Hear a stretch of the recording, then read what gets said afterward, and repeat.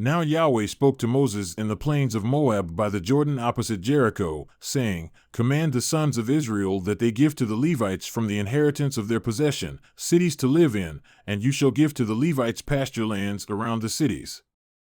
And the cities shall be theirs to live in, and their pasture lands shall be for their cattle and for their herds and for all their beasts.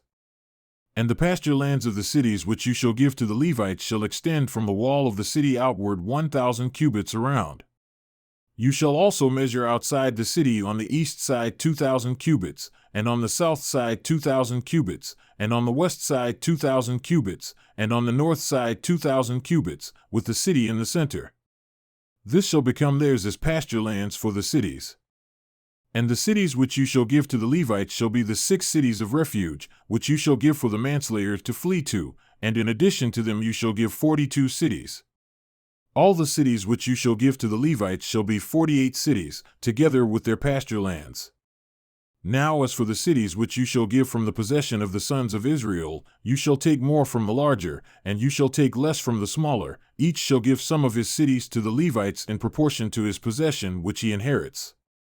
Then Yahweh spoke to Moses, saying, Speak to the sons of Israel and say to them, When you cross the Jordan into the land of Canaan, then you shall select for yourselves cities to be your cities of refuge, that the manslayer who has struck down any person unintentionally may flee there. And the cities shall be for you as a refuge from the avenger, so that the manslayer will not die until he stands before the congregation for judgment. And the cities which you are to give shall be your 6 cities of refuge. You shall give 3 cities across the Jordan and 3 cities in the land of Canaan. They are to be cities of refuge. These 6 cities shall be for refuge for the sons of Israel and for the sojourner and for the foreign resident among them, that anyone who strikes a person down unintentionally may flee there.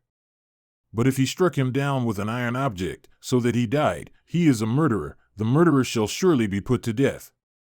And if he struck him down with a stone in the hand, by which he would die, and as a result he died, he is a murderer. The murderer shall surely be put to death. Or if he struck him with a wooden object in the hand, by which he would die, and as a result he died, he is a murderer. The murderer shall surely be put to death. The blood avenger himself shall put the murderer to death. He shall put him to death when he meets him.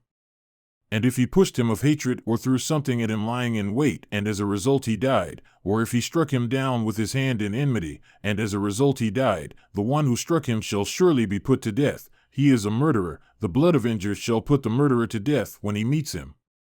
But if he pushed him suddenly without enmity, or threw something at him without lying in wait, or with any stone, by which one might die, yet without seeing, and it fell upon him, and he died, but he was not his enemy nor seeking his injury, then the congregation shall judge between the slayer and the blood avenger according to these legal judgments. And the congregation shall deliver the manslayer from the hand of the blood avenger, and the congregation shall restore him to his city of refuge to which he fled, and he shall live in it until the death of the high priest who was anointed with the holy oil. But if the manslayer at any time goes beyond the border of his city of refuge to which he may flee, and the blood avenger finds him outside the border of his city of refuge, and the blood avenger kills the manslayer, he will not be guilty of blood because he should have remained in his city of refuge until the death of the high priest. But after the death of the high priest the manslayer shall return to the land of his possession. And these things shall be for statutory judgment to you throughout your generations in all your places of habitation. If anyone strikes down a person, the murderer shall be put to death at the mouth of witnesses, but no person shall be put to death on the testimony of one witness. Moreover, you shall not take ransom for the life of a murderer who is guilty of death, but he shall surely be put to death. And you shall not take ransom for him who has fled to his city of refuge, that he may return to live in the land before the death of the priest. So you shall not pollute the land in which you are, for blood pollutes the land, and no propitiation can be made for the land for the blood that is shed on it, except by the blood of him who shed it. And you shall not defile the land in which you live, in the midst of which I dwell, for I Yahweh am dwelling in the midst of the sons of Israel.